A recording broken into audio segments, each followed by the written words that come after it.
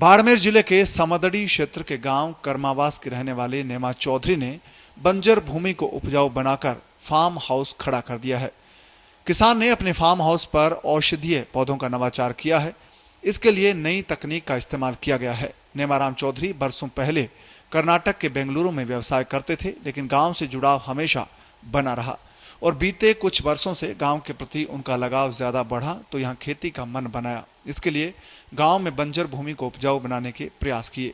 नेमाराम ने बंजर भूमि में डिग्गी तैयार करके सौर ऊर्जा संयंत्र लगवाया था और 2 साल पहले चंदन के 500 पौधे, अमरूद के 500, चीकू के 350 और इजराइल खजूर के 150 पौधों के अलावा नींबू, आम, अंजीर, लाल मेहंदी, थाई एप्पल और बेर के पौधे लगाए। ये पौधे अब तैयार हो चुके हैं और दूसरे किसान भी इसे देखकर प्रेरित हो रहे हैं।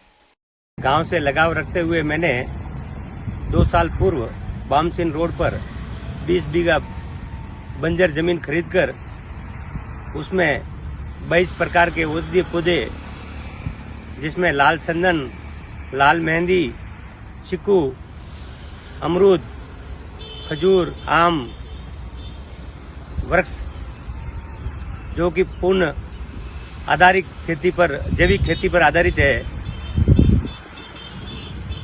आगामी लक्ष्य शुद्ध ऑर्गेनिक कृषि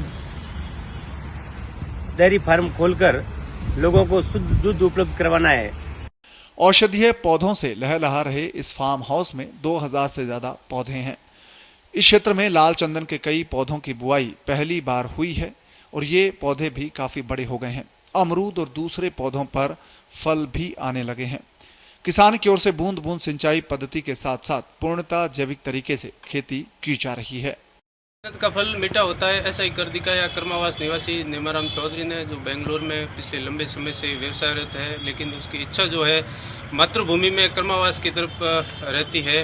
उन्होंने कर्मावास से बामसिन जाने वाले रास्ते पे 20 बीघा जमीन 2 साल पूर्व खरीदी।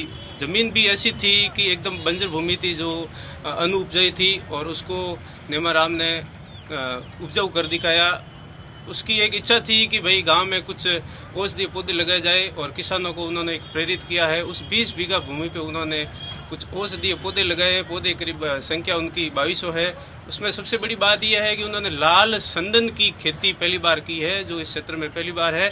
और लाल चंदन के उन्होंने 500 पौधे लगाए, अमरूद के भी लगाए, नीम के भी लगाए, थाई एप्पल बेर के भी है। करीब 2200 पौधे उन्होंने लगाए हैं और 2 साल की मेहनत के बाद में वो पौधे लहला रहे हैं। उनकी जो उपज भी शुरू हो गई है, फल भी आने शुरू हो गए।